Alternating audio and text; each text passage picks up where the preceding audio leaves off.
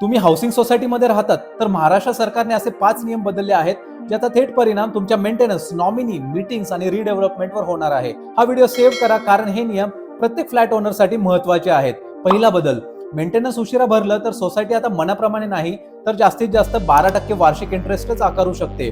आणि फ्लॅट भाड्याने दिला असेल तर नॉन ऑक्युपन्सी चार्जेस हे सर्व्हिस चार्जेसच्या फक्त 10% पर्यंतच असतील.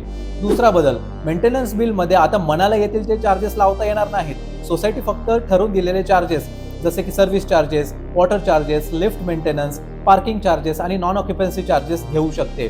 त्यामुळे बिलिंग अधिक ट्रान्सपरंट होईल. तिसरा बदल, फ्लॅट ओनरचा मृत्यू झाल्यानंतर नॉमिनी आता इंडेमनिटी बॉन्ड देऊन टेम्पररी मेंबरशिपसाठी अर्ज करू शकतो.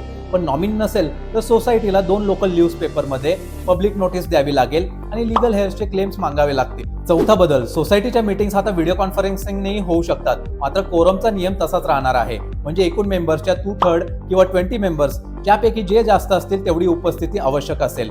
पाचवा बदल, जर सोसायटीने सेल्फ रिडेव्हलपमेंट करण्याचा निर्णय घेतला तर आता ती जमिनीच्या किमतीच्या 10 पट पर्यंत लोन घेऊ शकते आणि लँड व्हॅल्युएशन ही बँकच्या एम्पॅनल्ड व्हॅल्युअर कडून केली जाईल. महाराष्ट्रात लाखो फ्लॅट ओनर्सवर परिणाम करणारे हे नियम आहेत. त्यामुळे सोसायटीमध्ये घर असेल तर हे नियम नक्की माहिती ठेवा आणि तुमच्या फ्रेंड्स आणि फॅमिली ग्रुप्समध्ये नक्की शेअर करा. या संदर्भातील काही प्रश्न असतील तर हाऊस असं कमेंट करा आणि अशाच बिझनेस आणि फायनान्स कॉन्टेंटसाठी व्यापारी मित्र रोहितला फॉलो करा.